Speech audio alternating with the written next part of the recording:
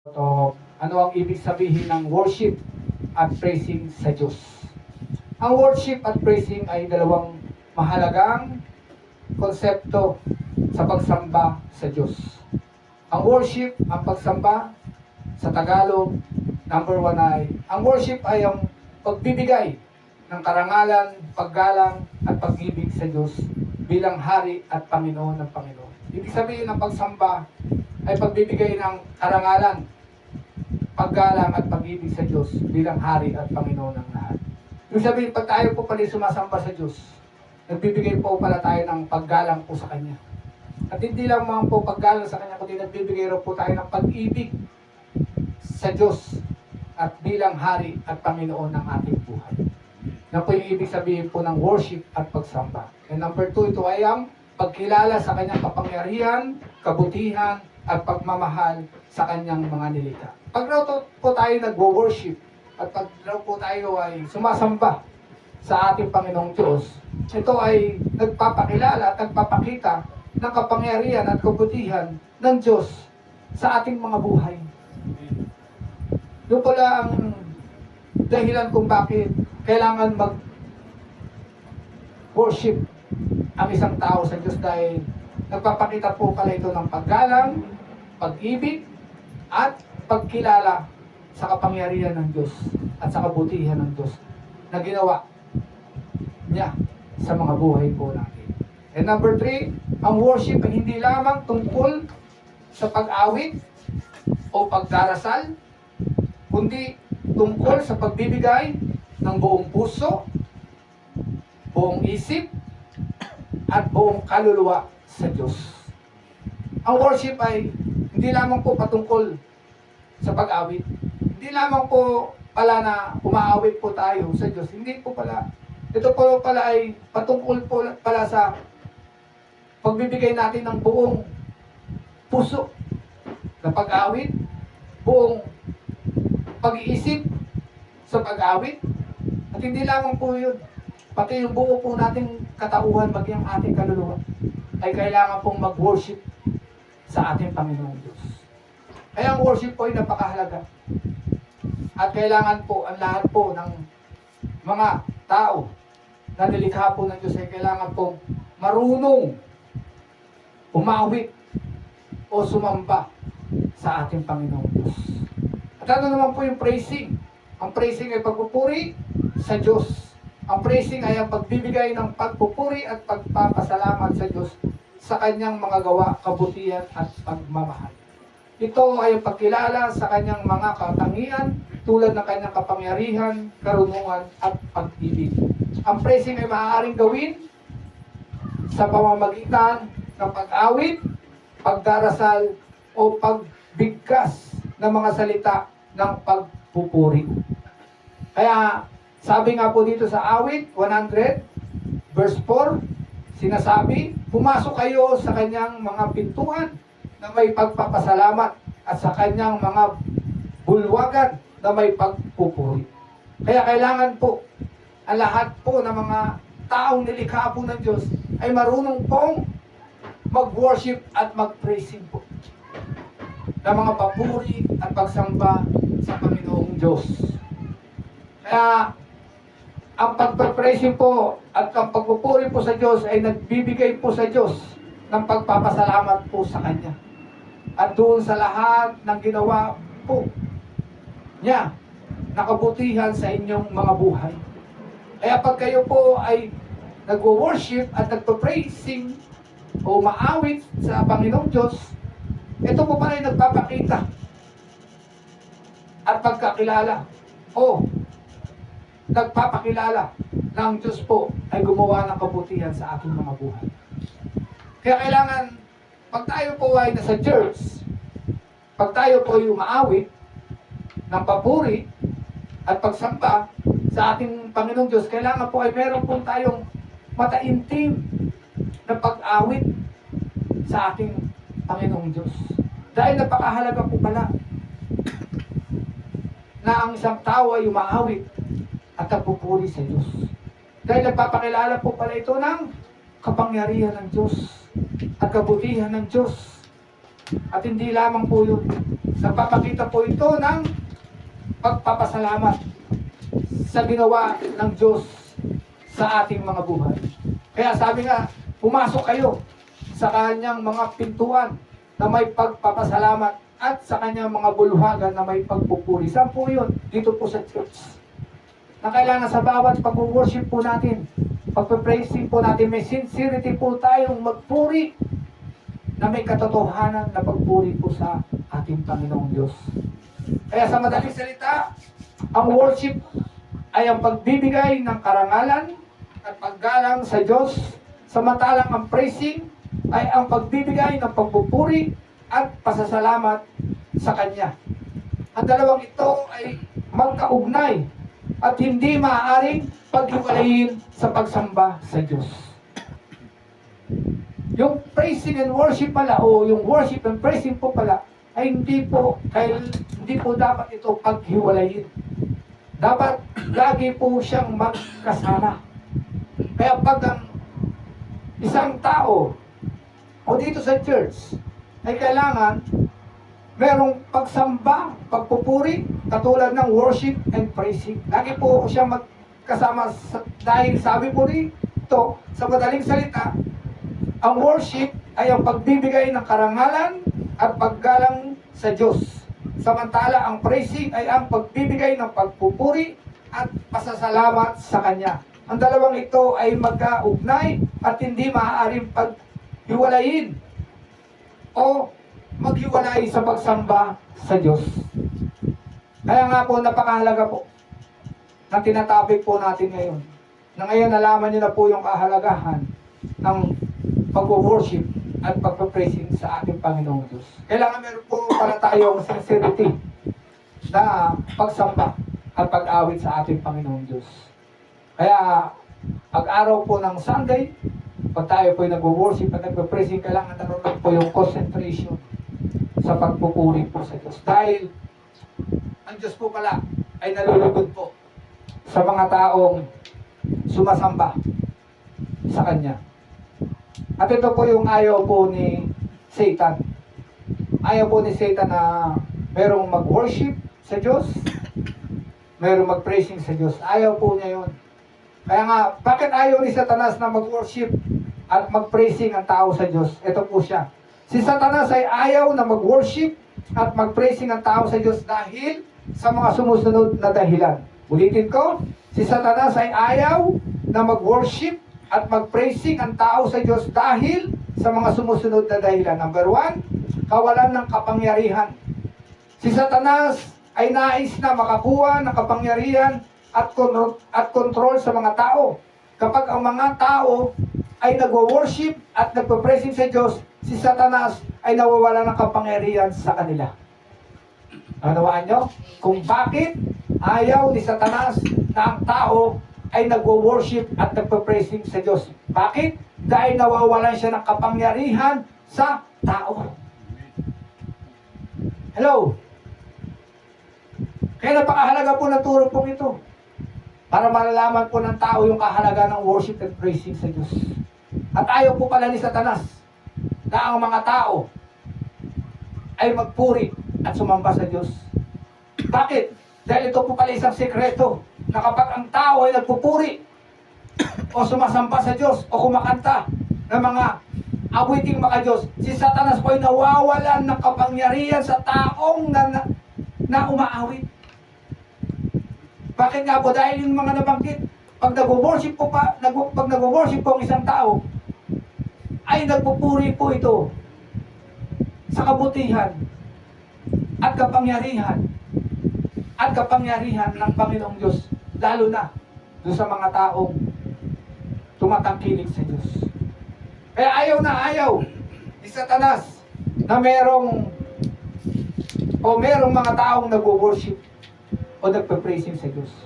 Dahil nawawalan po siya ng kapangyarihan sa taong umaawit ng papuri sa Diyos. Amen. And number 2, kung bakit ayaw ni Satanas na mag-worship at mag-praising ang tao sa Diyos, ito po siya, kawalan ng pagkilala. Si Satanas ay nais na makakuha ng pagkilala at karangalan mula sa mga tao. Kapag ang mga tao ay nag-worship at nag-praising sa Diyos, si Satanas ay nawawala ng pagkilala at karangalan. Kaya pag ang tao na po ay nagpa-praising na nag-worship, nawawalan din daw po si Satanas ng pagkilala at karangalan. Ano po yung ibig sabihin po nun? Nawawala yung kapangyarihan niya sa tao. Nawawala yung control niya sa tao. Pag ang isang tao ay marunong sumamba at magpuri sa Diyos. Kaya ayaw na ayaw ni Satanas na ang tao ay matutong mag-worship at mag-praise sa Diyos. Dahil nawawalan po siya ng kapangyarihan doon sa taong nag-worship. Ibig sabihin, meron po palang power ang pag-praising. Meron po palang power ang pag-worship natin sa Diyos. Dahil nawawala yung kapangyarihan ni Satanas sa taong marunong umawit na awiting maka-Diyos. And number 3, bakit ayaw ni Satanas na mag-worship at mag-praising ang tao sa Diyos? Number 3, pagkawala ng mga tagasunod. Ito yung pinakamaganda. Si Satanas ay nais na makakuha ng mga tagasunod at mga alagad kapag ang mga tao ay nag-worship at nag-praising sa Diyos. Si Satanas ay nawawala ng mga tagasunod at mga alagad. Ibig sabihin, yung mga nag-worship pala na mga tao para sa Diyos ay hindi niya makontrol. Hindi niya maagaw. Hindi niya makuha yung isip ng taong nag-worship sa Diyos. Pero pag yung tao hindi nag-worship at hindi marunong mag-praising sa Diyos, ay kaya niya itong kontrolin. Kaya kung bakit may dalawang uri o sabihin na natin merong tugtuging makamundo na isang solemn at isang racket o pang disco o meron pang rapper ngayon at iba-iba pa. Kung bakit ginagawa ni Satanas yun dito sa mundo para yung tao ay makontrol niya sa pamamagitan ng music. Amen. Hello! At dapat ito malaman ng tao na kapag ang tao po pala ay kumakanta ng awiting makamundo, ang kumukontrol po pala sa kanya ay si Satanas. Dahil ito po yung sabi, pagkawala ng mga tagasunod, si Satanas ay nais na makakuha ng mga tagasunod at mga alagad kapag ang mga tao ay nag-worship at nag-praising sa Diyos. Si Satanas ay nawawala ng mga tagasunod at mga alagad. Ibig sabihin, pag umalis ka doon sa tugtuging makamundo, umaalis ka doon sa sistema ni Satanas. Pero pag nakikinig ka at kumakanta ka at sumasayaw ka sa tugtog na makamundo, ibig sabihin, naroon ka sa kontrol ni Satan. Hello? Kaya kung bakit tayo mga Kristiyano ay tinuturuan na umawit na praising at worship sa Diyos dahil para hindi tayo makontrol ni Satan. Yung pala ang sistema ng mundo po ngayon. Yung po pala yung lihim na dapat matuklasan at malaman ng tao na lahat ng nag-worship sa Diyos ay hindi kayang kontrolin ni Satanas. Pero pag yung tao ay hindi nag-worship sa Panginoong Diyos, ay kayang kontrolin ni Satanas. Hello? Kaya, kung bakit ayaw ni Satanas na nag-worship ang tao, kung bakit ayaw niya makita kayo na nag-hallelujah, tumataas ng kamay, at nagsasabi, purihin ang Diyos, sambahin ng Diyos, ayaw po ni Satanas yun kasi nawawala siya ng kapangyarihan sa tao na yun. Nawawala siya ng control sa tao na yun. At hindi siya nakikilala ng taong marunong umawit ng papuri para sa Diyos. Pero kung yung tao hindi marunong magpuri at umawit sa Diyos, kontrolado niya po yun. At nasa kanyang kapangyarihan po yun. Totoo po yun. Kaya tinan niyo po, yung taong walang espiritu po ng Diyos ay, ano po yung ginagawa? Diba pag nakakarinig po siya ng mga pang-diskong tugtog parang nawawala sa sarili yung tao. Kontrolado po kasi ni Satanas po yun. Kaya tinan nyo, yung sayaw ng taong nakinig ng mga diskong pagtugtog parang mga naewan, nawala sa sarili. Bakit? Kinontrol nga po ni Satanas. Yan po yung dapat malaman ng tao po ngayon. Na kung bakit may dalawang uri ng pagsamba and worship and praising. And number 4, bakit ayaw ni Satanas na mag-worship at mag-praising ang tao sa Diyos? Dahil ito ay pagkawala ng pagkakataon na makapaghasik ng kasamaan. Si Satanas ay nais na makapaghasik ng kasamaan at pagkakamali sa mga tao. Kapag ang mga tao ay nag-worship at nag-praising sa Diyos, si Satanas ay nawawala ng pagkakataon na makapaghasik ng kasamaan. Tingnan, totoo po yun. Tingnan sa mga concert. Di ba, minsan meron pong mga stampede pong nangyayari po doon. May mga napapahamak at meron pong mga namamatay po doon. Yun po yung ginagawa po ni Satanas. Pag ang tao po ay kontrolado niya doon sa lugar pong yun. Kaya kung bakit nga pinagbabawalan po ng Panginoong Diyos na tayo po ay makinig ng mga awiting makamundo. Dahil nakokontrol po ni Satan yung ating isipan kung tayo po ay nakikinig ng mga awiting makamundo. Kaya kung bakit meron pong mga worship and praising ang mga Kristiyano, dahil yun po yung magiging dahilan kung bakit hindi tayo makontrol ni Satan. Kaya tingnan nyo, pag yung tao po ay desperado at stress at pakinig po siya ng awiting makamundo na nakakalungkot, ay minsan nagsiswisid po yung tao, nawawala sa sarili. Kung bakit meron mga ganong sitwasyon, dahil kontrolado nga, nakukontrol ni Satan yung isip ng tao. Malungkot na nga, tapos nakapakinig pa ng malungkot na awitin. At yun, lalong na-depress. At doon na pumapasok si Satan. Kaya merong nagsisuicide. Kaya kung bakit tayo mga Kristiyano, pinagbabawalan na ng Panginoong Diyos na makinig pa ng mga awiting makamundo, dahil ito po pala ang mangyayari sa atin kung tayo ay makikinig pa ng mga awiting ito. Pastor, nasa mundo tayo. Yes. Pastor, maraming hindi nakakilala sa Diyos. Yes. Pero huwag na tayong pagmulan ng tugtuging makamundo sa ating mga tahanan kung tayo Kristiyano na. Ngayon, hayaan na lang natin yung mga kapitbahay na magpatugtog dahil hindi nila alam yung katotohanan. Pero tayo, na nasa katotohanan na at alam na yung turo ngayon,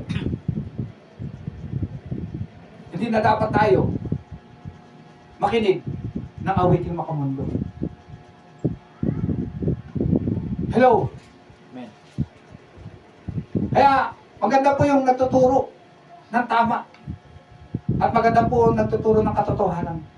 Ang sabi nga po dito sa Isaiah, chapter 14, verse 12 hanggang 14, sinasabi, O Lucifer, anak ng umaga, kahit na nahulog mula sa langit, ikaw na nagpahina sa mga bansa, bakit ka nahulog sa lupa? Sapagkat sinabi mo sa iyong puso, aakyat ako sa langit, itataas ko ang aking trono sa ibabaw ng bituin ng Diyos. Uupo ako sa bundok ng kapisanan, sa mga dulo ng hilaga, aakyat ako sa ibabaw ng mga ulap, magiging gaya ko ng kataas-taasan. Yung kasi yung balak ni Satan, na maging katulad siya ng kataas-taasan. At dahil sa pride, at dahil sa ambisyon, na maging pinuno ng kalangitan, kaya nga po siya na-destroy at napahamak. At gusto niya, yung nilikha ng Diyos na tao ay hindi makakilala sa Diyos. Kaysa rin yung taktik ni Satan about of music para makontrol niya yung tao. Nakontrol niya lang nga yung tao eh. Doon sa alamanan ng Eden. Hanggang sa ngayon, gusto niya pa rin makontrol ang lahat ng tao na nabubuhay sa ibabaw ng mundo. Ngayon, sa pamamagitan naman ng music.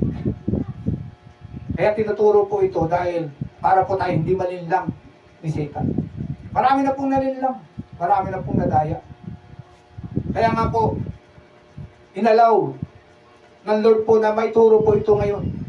Dahil para, alam niyo po ang gagawin. Kung tayo po Kristiyano na, huwag na po tayo magpatugtog ng mga awiting makamundo sa ating tahanan. Hayaan natin yung kapitbahay. Hindi maiwasan kasi hindi nga sila nakakilala sa Panginoong Diyos. Kaya nga po, May dalawang espiritu lang sa mundo pong ito. Good and evil. Dito po nagpapatunay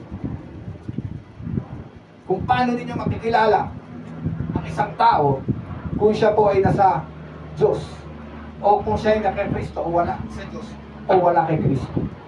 Yan po yung sabi po ng Romans chapter 8 verse 9. Sabi po ng Romans chapter 8 verse 9. Sabi niya po dito, tatapuan kayo wala sa laman, kundi nasa Espiritu. Kung ganoon nga na ang Espiritu ng Diyos ay tumitira sa inyo, tatapuan kung ang sino man ay walang Espiritu ni Kristo, ang tao ngayon ay hindi sa Kanya. Yung wala raw po Espiritu ni Kristo, ay wala raw po yun kay Kristo.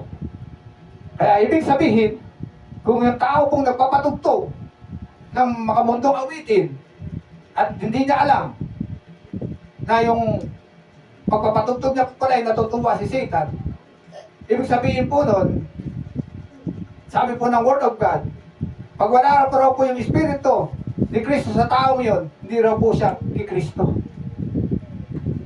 Naunawaan nyo? Kaya malalaman nyo po ngayon, kung yung tao pong yun ay totoo pong na kay Kristo. Paano po? Kung siya po hindi po nagpapatugtog ng mga worldly song.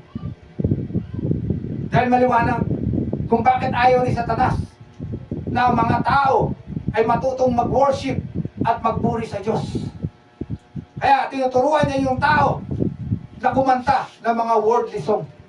Dahil yung po pala ay pagkilala sa Kanya. Pero pag ikaw na tao na marunong umawit na papuri sa Diyos, ikaw ay nakakilala sa Diyos. Kaya nga may dalawang uri ng espiritu sa mundo, good and evil. Kaya yung sinasabi po rito, tatapuat kung ang sino man ay walang espiritu ni Kristo, ang tao ngayon ay hindi sa Kanya.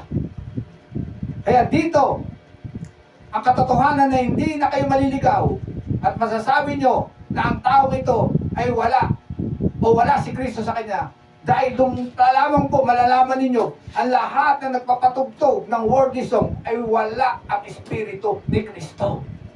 Bakit nasabi wala ang Espiritu ni Kristo sa mga nagpapatugtog ng worldly song? Kasi kung naroon yung Espiritu ni Kristo sa tao yun, hindi siya magpapatugtog ng worldly song.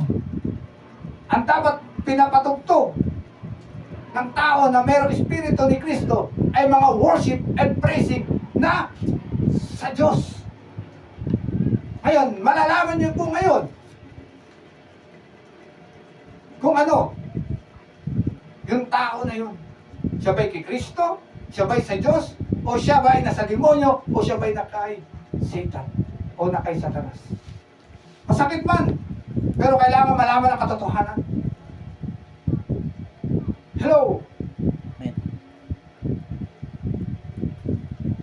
Kaya si Satanas ay ayaw na mag-worship at mag-praising ang tao sa Diyos dahil sa kanyang nais na makakuha ng kapangyarihan, pagkilala at mga tagasunod at makapagasik ng kasamaan sa mga tao. Yan nyo? Dahil sa pamamagitan ng worship, sa pamamagitan ng worldly song, kumukuha si Satanas ng mga tagasunod. Kaya maraming mga awis si Satanas dito sa mundo. Sabi ko maraming mga awis si Satanas sa mundo. Ano yung mga, sino yung mga tagasunod niya? Yung kumakanta ng mga worldly song. Ngayon nga, nakapasok na nga sa churches yung mga kampon niya. Kaya nagkakaroon ng mga concert. Di ba? Concert sa papuri, pag-awit sa Diyos. Kailangan maging aware ang mga churches, lalo na yung mga leaders ng church. Na hindi basta-basta kailangan magpapatupad ng concert. Dapat kilalanin muna maigi yung tao kung talagang ang espiritu niya ay sa Diyos o naroon yung espiritu ni Kristo sa kanya.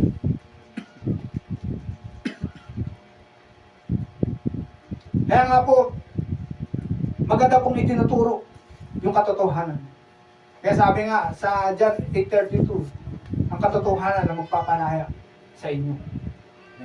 Ang katotohanan po talaga magpapalaya po sa tao.